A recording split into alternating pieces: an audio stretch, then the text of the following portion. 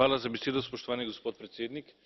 Spoštovani gospod predsednik latvijske vlade, jaz vas občudujem, pa ne zaradi tega, ker ste postal predsednik, ampak zaradi načina, kako ste postal predsednik, glede na to, da ste bil član zelo majhne obrobne politične stranke, ste vendarle zbral izjemno pomembno večino, da lahko danes vodite latvijsko vlado učinkovito.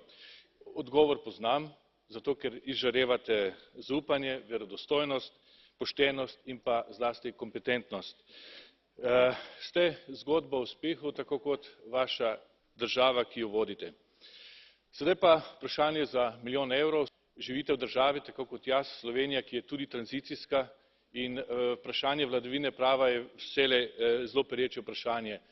V moji državi je po veliki sodni farsi, ki se je imenovala Patria, izbruhnila še ena, ki se imenuje doktor Novič, glede na to, da je sodstvo obsodilo po krivici znanstvenika za umor.